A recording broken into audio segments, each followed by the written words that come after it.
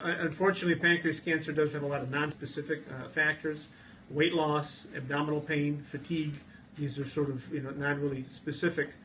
More specific, it would be severe back pain, change in your stools. I talked about jaundice or turning yellowing of the skin. Those are kind of significant factors that need to be evaluated. Generally, a disease of older patients. The median age at diagnosis is about 71 years of age. We are unfortunately seeing an increased frequency of some younger patients. Whether that has to do with some increased hereditary risk is uncertain.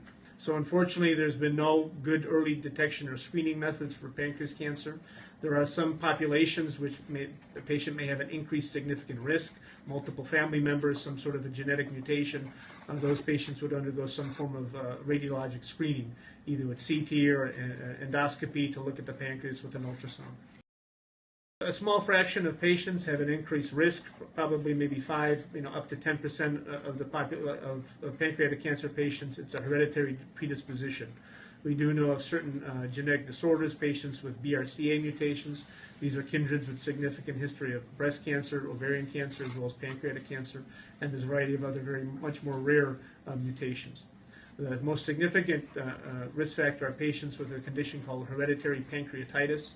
We know those patients have the highest increased risk of developing pancreas cancer over time. The general risk in the population is about 1%. If you have a first-degree family member, that rises to perhaps maybe 2 to 3%. If that first-degree family member is young, under 50, or if there are at least 2 or more first-degree family members with pancreas cancer, that definitely raises the specter of a potential hereditary component. There's a variety of tumor markers associated with pancreas cancer. One of them is something called CA19-9. It's mainly used not necessarily to help diagnose patients. It's not a very good screening assay, but it's an excellent assay on predicting the risk of these patients and how well they do after therapy. We recently performed an analysis in a large database, and we found first and foremost that only 20% of patients are even having this tumor marker measured. Furthermore, we found that even patients in early stage pancreas cancer, those that we think would be potentially cured with an operation, those that present with elevated levels have a significantly worse survival. And we found that when we take these early stage patients, treat them with chemotherapy prior to their operation, that increased risk is actually completely mitigated. So this is a cheap and a widely available assay that can help personalize the sequence of therapy for such patients. I mentioned the CA19-9, that's existed since 1980. Unfortunately, it's probably underutilized, and it has significant effects on prognosis and how we treat patients. And there's a variety of other markers that were still available. So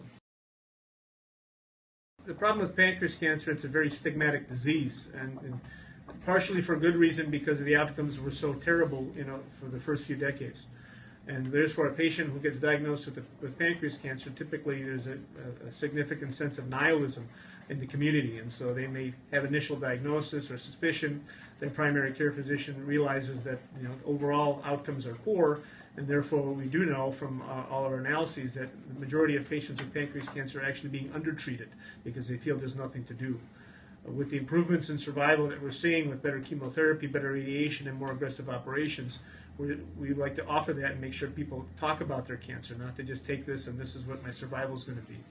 If you take 100 patients with pancreas cancer, yes, as a whole and as a group, in general they don't do very well. But we do know that there are patients that do significantly better than average. Each patient's cancer is very different from another patient's pancreatic cancer. Therefore, if you get a diagnosis and you're given one opinion, we always ask patients to get a second opinion because there's a variety of treatment modalities that are changing significantly, and many of the local providers may not be aware of the advances we've been making. The primary word that I want to get out is not to hide it. Don't be ashamed of having pancreas cancer. Things are changing dramatically. Just within the last 3 years, we're seeing marked improvements in survival and the variety of treatment options that we have. Don't take the first choice that you have. Seek a second opinion, particularly from a center that specializes in the care of these patients. And keep hope. That's the key thing.